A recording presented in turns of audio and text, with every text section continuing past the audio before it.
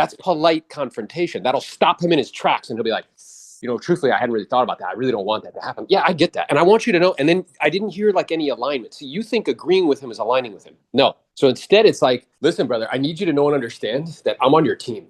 I want to help you to maximize value and get you every penny possible, because the more we sell the property for, the more I get compensated to help you sell it. At the same time, ultimately, as you know, I don't need to tell you what something's worth is if somebody's willing to pay for it. And I know that it can seem confusing, Mario, because you're looking at these numbers and you're saying, man, 6 months ago, a home actually similar to mine sold. So it's logical to conclude, well, I should be able to get the same thing. That's what you're thinking, right? Yes. At the same time, the marketplace is also showing us this contradictory evidence, which is now we have properties that are just like yours that are asking less than what that home sold 6 months ago, and it's still not selling.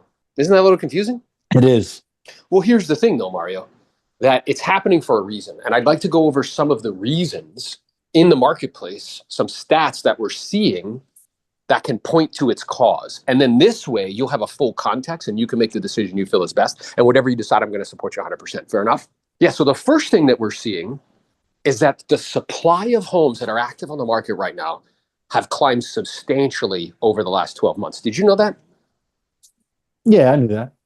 Yeah, so here in Oxnard, I don't know if you knew it, but like last year at this time, there were 55 homes for sale in your price point.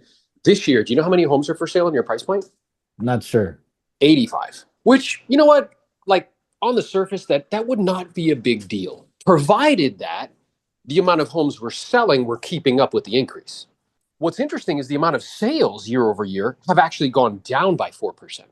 So tell me this, Jose, because again, I know you understand, marketplaces very well, is no matter what you're selling, whether it's cars, boats, or houses, if the amount of the product that you're selling goes up by 30+%, and the amount of people buying it goes down by 4%, what usually happens to prices?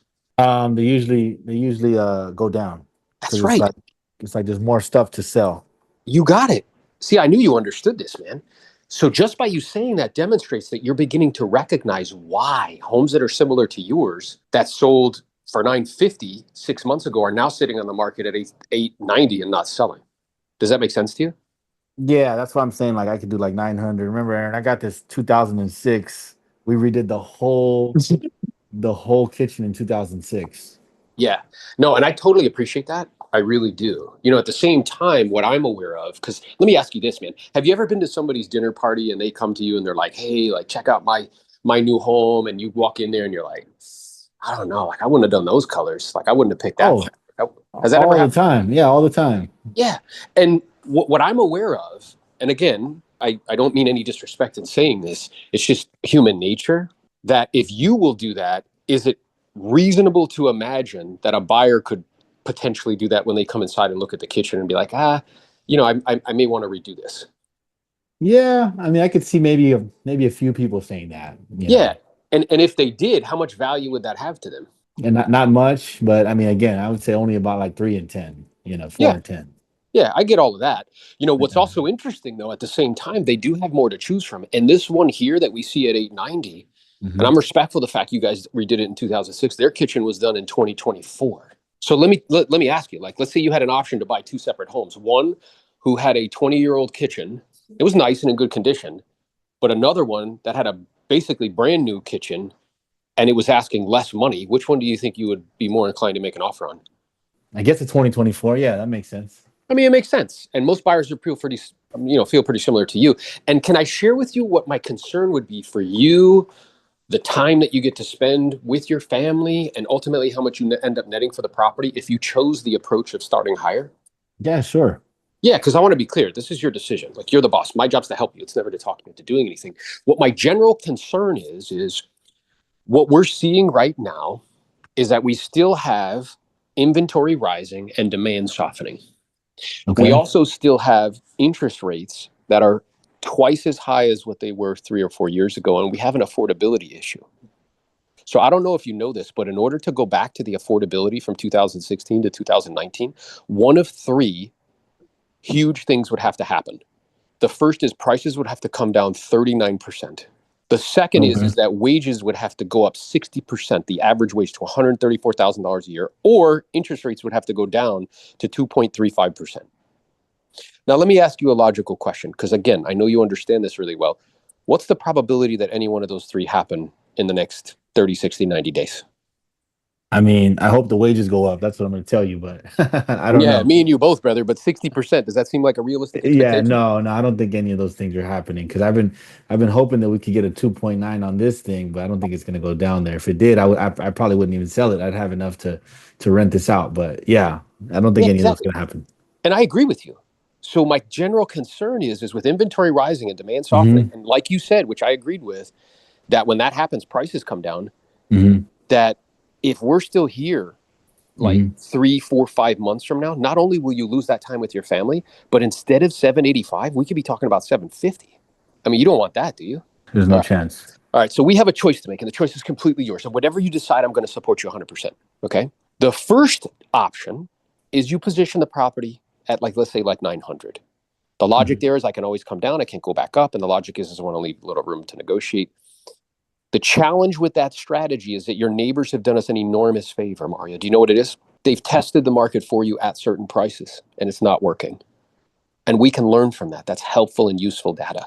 And in utilizing that strategy, again, we just have to cross our fingers, hope and wish and pray that all these statistics and data aren't showing us the Hmm. direction that we're going in. And hope, which hope is a beautiful word, but it's not the best business strategy, and elongate the time that you have to be away from your family. The second option is we can look at all of this data, and instead of seeing where the market is right now, see where it's potentially going, right? Instead of chasing the market, we can get ahead of the market, position a property competitively, get the property sold, extract as much capital as we possibly can, and get you out to be with your family by the holidays. So, I mean, ultimately, this decision is yours, but based on what you're looking to accomplish and why, based on what you value most, based on all the data and information that the marketplace is showing us at the moment and signaling as to where the market's at, which one of these two strategies do you think would serve you and your family best? I think it would be the lower one just from what you're telling me. But I will tell you, I have something in my heart. It's telling me that this house is gonna sell for 915 easily. And you're gonna see it. You're gonna see it. So I don't Yeah. really care what we start. It's just about me getting that 915. Yeah. Well, here's the interesting part. And by the way, I hope that that happens because the more we help you Mhm. sell it for, the more we get compensated to help you, right? Yeah, right. I'm, Exactly. Mhm. yeah, I'm also aware the difference between, the money we're talking about. I want to be clear. Like I respect it. I know we all work hard for every penny. I know I sure do. Mhm. At the same time, I'd much rather in your business with integrity, showing you realistically where the marketplace is showing us is reasonable versus promising you something I know is not going to happen and not be able to deliver. And I'm Mhm. pretty sure that's what you're looking for in an agent, isn't it? Yeah, I don't want no BS, of Yeah, course. good. Good. Well, people like you hire me because I tell them the truth, and people like you don't because I tell them the truth. So we seem to be moving in the right direction there. And let's say we do get started, which it sounds like we're moving in that direction where the marketplace is at that 780 mark, that if in fact the marketplace sees so much value in the price and the product, what do you think is going to happen in the first week or two? Oh, I think people are gonna come in, make offers. I mean, it's a great house. Yeah, we'll get multiple offers and we'll force them to compete. And in a competitive situation, who usually ends up winning, the seller or the buyer? Yeah, it's the seller. Yeah, and why is that? Because you got a few bids. You get a bidding war going. I watch Bravo TV. I watch Yeah, Netflix. man. Yeah, I get it. What'll end up coming to the surface in that situation is the absolute most that somebody's willing to pay. Hmm. And that's what something's worth, is what somebody's willing to pay for it. Right. So we'll be able to determine that together as a team. At the same time, I just want to manage that expectation for you that the marketplace is ultimately going to dictate value. I'd love to be able to wave a magic wand and put that 950 and put it in your pocket and send you off to Texas. At the same time, as I mentioned, and as you are aware of, ultimately what something's worth is what somebody's willing to pay for it. And we'll be able to determine that together as a team once we hit the market. Does that make sense? That makes sense. Yeah. All right, cool. So we seem to be in agreement with regards to, where to position the property price wise. So do you have any other questions or concerns for me before we take care of the appropriate paperwork? No. So what are you aware of, Roji? Whatever you say is fine. Like exactly what you said earlier, you're not agreeing with any of them. You're just hearing them out and say, "Yeah, I see where you're coming from," and then I pick up your phrase at the same time as kind of like to just switch the Yeah. conversation Do almost. you know what at the same time replaces but? Because if I were to say the word but, it negates everything I just said. If I said, I like you, Roji, but, or I Yeah, think you're cool, Alma, but, then everything before that is negated, right? But you'll notice all those things I mentioned. I didn't say your price where it's adversarial. I kept referring to the market. I acknowledge I didn't agree. Did I give him what I think? I also gave him like raw data to show him so he can make that executive decision to explain why. Because he's giving you these doors to open, you just weren't opening them. Where he's mentioning his wife and he's away from them. Like he said it real fast, bro, but that's a door, bro. Like you need to open that door. You need to like keep pounding on that. Or when he's like, yeah, dude, like, you know, I get that those homes are selling for this, but like it doesn't matter. Mine's better. But you're not giving him any reason in terms of data and statistics to understand why that's happening. Aaron, I like when you mentioned the kitchen part. It's like, hey, yours is 2006. There's that one's 2024, right? Yeah, like honestly, if you were a buyer, like which one, and all things being equal, like the prices were the same, like which one would you be more interested in purchasing? He's like, well, you see how I politely confronted him and I get him to acknowledge it without me telling him.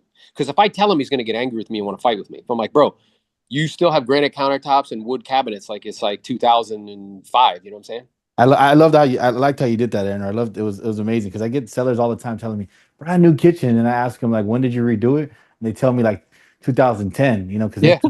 it's brand new to them. But then like you have to find a way to be smooth about it. So hey, that's old. That's 15 years old, you know. Yeah, But and if you say that, they're going to get offended. So instead, like you exactly. saw how I navigated that, I'm like, yeah, you know, listen, I appreciate that, and it certainly is in good condition. At the same time, you know, let's imagine for a moment you were a buyer and there was a home on the market for sale that was actually priced less than another home that had a 2006-year-old kitchen, and the one that, like, let's say that one's at like 8 or 915, and then there's another one at 875 that has a 2025 kitchen. I mean, which one do you think you'd be more excited about, like taking a look at and making an offer on? And it's like, well, probably the other one. And why is that? Well, I'm getting more for the money. And don't you think most buyers feel pretty similar to you? Exactly. And have you ever been to somebody's house, you know, for like a dinner party or something, and they're like, oh yeah, and they're showing you all their stuff in their house, and you think, and you look at your significant other, you're like, man, like I wouldn't have done any of this stuff. I don't like any of these colors. I don't like any of this stuff. I don't like the kitchen. He's like, oh yeah, it happens all the time. Okay, so being that it happens to you all the time, is it reasonable to imagine that buyers may feel the same way about your tastes and the things that you really enjoy? Well, you see what he, you see? And then he was like, well, yeah, but then he tried to make it small. Yeah, but like, you know, maybe like a few, maybe like a couple. They almost laughed when Mario was like 2006. One thing too, Roji. Sorry, really quick, Aaron. That Aaron, I like the Aaron did I picked up on is that in the moment of like kind of like when I was trying to let the air out of the room, there was confrontation. But then when I would say something funny, Aaron would be like, "Yeah, man," or like kind of laugh about it or try to connect. Where I felt like when we were role playing, it was business. It was just business. Like it just felt like it was pure business, and like we couldn't step out of it for a second. Yeah. And back to Yeah, like just like aligning, because you just reminded me of something, Mario, when he said like you were like, yeah, dude, I'm working like all these crazy hours. Roger was just like, yeah.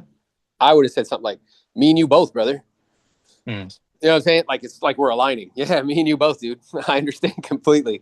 And exactly. He's like, and then we're like, okay, now we're like talking, you know, we're just like two people talking to each other. Good, bro. But this is how you get better, dude. So remember, the amount of progress a man or woman experiences is directly correlated to the amount of truth that they can withstand. So you're on the right path. The main things for you to work on, just like the story of one is the story of all, okay? Acknowledging is not agreeing. Those are two different things. You don't need to be apologetic about sharing information that's true. And yeah, you know, whenever there's doors that are able to be open them.